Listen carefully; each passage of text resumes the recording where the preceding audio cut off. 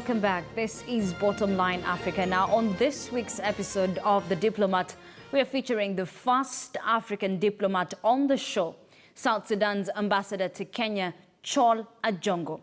Mwangi Maina caught up with him and examined more on Kenya-South Sudan relations, the impact of business on the economic relationship between the two countries, the peace process of South Sudan, which is critical to regional stability, as well as allegations of Kenyans being frequently harassed and abused in the oil-rich country. Take a look. Actually, there are two names in the middle. I know what to make it easy for people. You go for the first and the last name. So first name is Chol, and then the family name is Ajongo. But there are two names in the middle. There's Ungwech and Mawut in the middle. I'm the South Sudan ambassador to Kenya. Balozi, to kickstart this conversation, Kenya and South Sudan have been enjoying cordial relationship pre and post-independence. Let us examine the strengths and weaknesses of these ties between the two states. Balozi, at the heart of these ties, trade diplomacy or economic cooperation between the two states started to thrive. South Sudan has become a very important export destination for Kenya. Let us engage a bit about the economic cooperation between the two states. You know, as an ambassador, your role is to maintain, build on existing relationship that was established by my predecessors and historical relationship that existed. We augment them by coming closer in different fields. Take, for example, South Sudan after independence.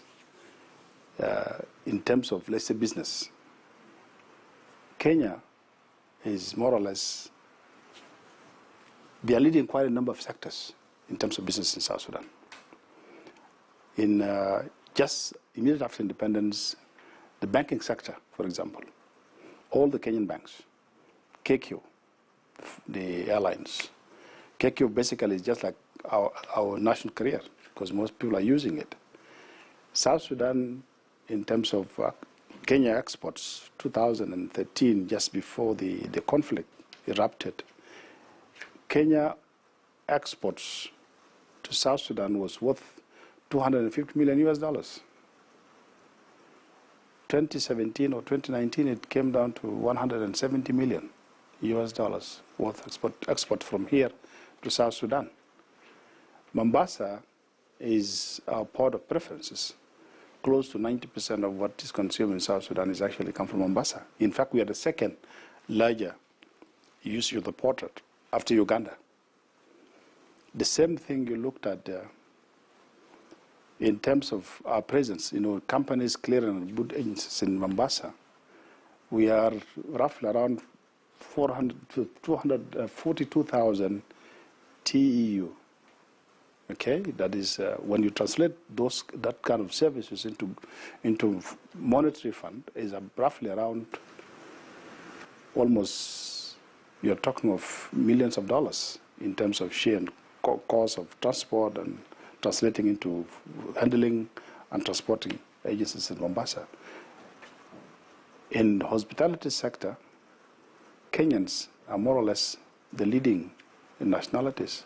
So you can see right there, you know, that the connections, the businesses, the interaction between the people across the border is natural, of course. Kenya for most South Sudanese is like a second home. Kenyans have complained of frequent harassment and abuse while they're in South Sudan compared to, you know, South Sudanese who are in Kenya who have been welcomed. What is the South Sudanese government doing to ensure that they handle this issue? Well, I know I've always been getting those reports from quite a number of colleagues in Kenya. Maybe the only difference is that we are having as South Sudanese, we are not complaining. But as an ambassador, I can tell you there are so many cases of harassment. I have to be honest and frank with you, there are so many cases, South Sudanese. But the problem we don't always, you know, when you have an encounter with the police, and we had so many cases, especially on the weekends here, the South Sudanese, we don't take it as Kenya against us. We take it as individual policing or individual person against individual South Sudanese. Because we believe these people who are doing this were not told by the government or government institution to do what they are doing. Mistakes, they can happen, you know, when you're doing businesses or in setting, differences happen. But as a government, you know, we had an example. Was it 2018? There were, there was a campaign here where some foreigners were being hunted down. We ended up with about close to 400 South Sudanese were arrested here in Kenya. We've been for 1 week these gentlemen were going through all the, I even met the foreign ministry, and I met with PS. We were given a letter by them to have access to our people who are at the detention. We were all released at some point. But this never created an impression that South Sudanese are being targeted in Kenya. Because I understand at the time there were Congolese, there were Nigerians, but because of the sheer number of South Sudanese in Kenya, we happened to outnumber everybody the number of nationals that were arrested. Almost across all police stations we had South Sudanese, including people with the lesser PSAs. We had 43 South Sudanese who are refugee, but they were arrested at Nyare police station. So yes, there are cases like any other case. If you happen to be, you are a Kenyan, dealing with South Sudanese, you live among South Sudanese, you may run into a problem with somebody that you're doing business with, or you disagree with someone. That by itself does not create an impression or a reason for any Kenyan to believe that South Sudanese are treating Kenyan differently. It is in South Sudanese who are here, we have so many cases. I mean, last week, I can show you something here. 2 cases, South Sudanese who are refugees. They were killed. I have their names here. But this is in Kakuma. They are South Sudanese, they're under UN, but they got killed. Cases is being followed, but we never talked about that in the media. We have quite a number of cases. We don't talk about them in the media. We believe these are isolated cases that are happening in the neighborhood, in the residential area, between our nationals with the Kenyans. So long as they are here, you would always expect those things to happen. But there's nothing specifically being targeted or geared towards Kenyans that they are being targeted by South Sudanese. Balozi, you've talked of refugees, and of course Kenya says that it's going to close Dadaab and Kakuma refugee camps, which together host more than 400,000 people, and a small proportion of those refugees come from South Sudan. Does the South Sudanese government have a plan or a campaign, towards repatriating the refugees back to their nation? We have communicated to headquarters about the Kenyans' decision to close down the camp by the 30th of July, that all the structures are going to come down. There's no government in the world that will refuse its citizens, okay? This thing has been communicated to the capitals, and of course, government of South Sudan is engaging relevant NGOs and international organizations when that time comes, in case if this is the final decision to be made, because we know now the discussion is still going to be between UNHCR and the Kenyan government to that effect. But again, Kenya, as I said, it has, being a refugee, it is always governed by those instruments. If you're a refugee, either you get integrated, local integrations, which is one of the solutions given the, as provided for by the Geneva Convention of 1951, or you get to resettle outside, which is a durable solution settlement, or voluntary repatriation. These are 3 measurements or 3 criteria that are used. Local integrations, durable solutions, that means the third country takes you, or VOLRAP, which is voluntary repatriation for people who would be willing to go back to their countries. And if South Sudanese, because now, for us as a government, if Kenya is cleared with the UNHCR and the decision has been made that the camps are to be, structure has to be brought down by July the 30th, South Sudanese, our nationals, our government cannot say no for the citizens to come back. The problem is, the legal point of view is, if these people are to leave feeling that they are forced out, that it will be addressed by Kenya, which is a state party to Geneva Convention 1951, and the UNHCR, which is the relevant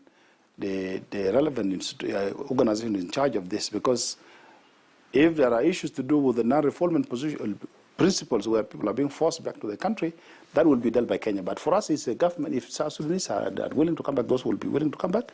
Definitely, the government will have to receive them back, because these are citizens. They have the regions, they have the areas of birth.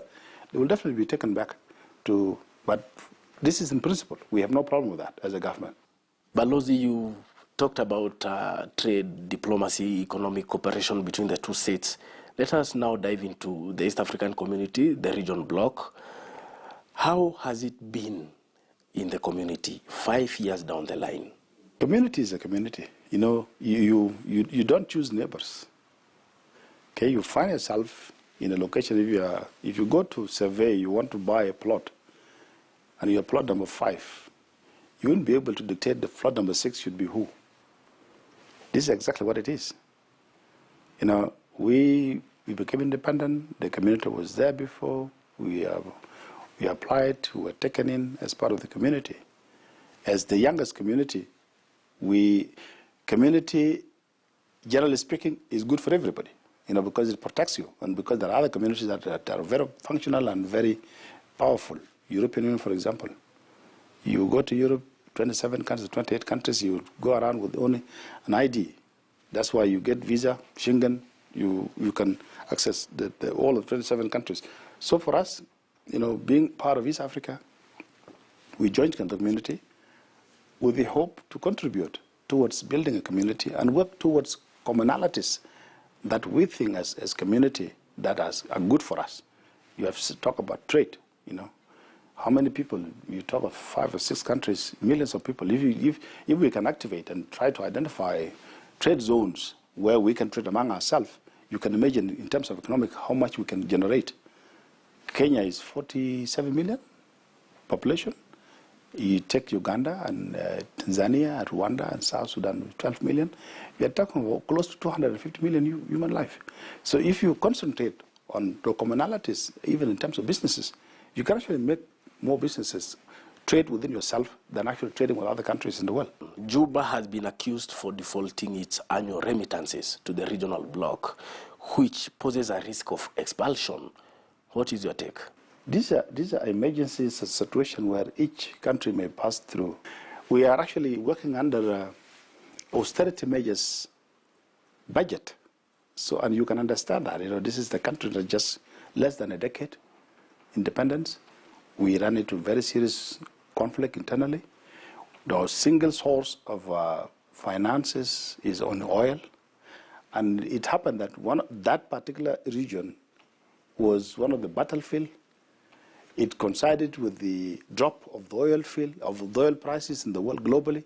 So financially, we had some problems. Being part of the community, these are something that we should take into consideration. Okay, because this is a community is like a family. If one member of the family is undergoing certain issues, the community should be able to understand the condition of that particular member. Because I don't think punishment or sanctions would be of help. South Sudan is a rich country. When it comes to resources, we are a rich country. It's just the condition we are going through. That's what is making things difficult for us.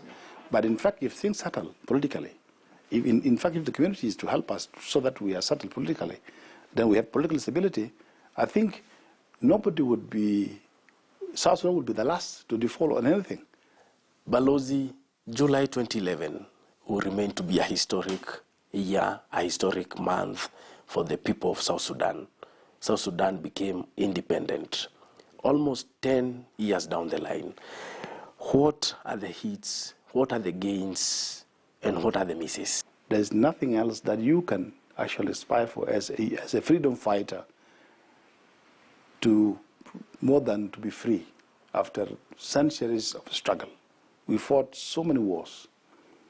In fact, we always say this, in this part of the world, if there are people who know what war is, it is South Sudanese. We could claim to have been fighting since creation. We've never stopped the war. With the Turks, then Turks left, the British came, the North Sudanese came, we continued fighting until 2011. So for you to be independent after this long struggle is more than anything else. There are other issues we are going through, we talked earlier about the infrastructure, some insecurity here and there, the pockets of insecurity. This is something that we think they are minor issues compared to the distance we covered in our struggle as people of South Sudan. Balozi, you cannot talk of peace process in Sudan and at the same time omit the word Kenya or Daniel Moi. When President Salva Kiir came to Kenya, and when he was paying his tribute to the late President Daniel Moi, in his own words, he said that Daniel Moi was a peace icon in Kenya, and South Sudan regards him as a hero. How do you remember President Moi? He has been very instrumental. He has been instrumental in our peace processes. As an African leader, from that first generation of Africans, freedom fighters, like issues to South Sudan was more or less like the issues of apartheid in South Africa. Like most of the freedom fighters, he stood and he understood our cause.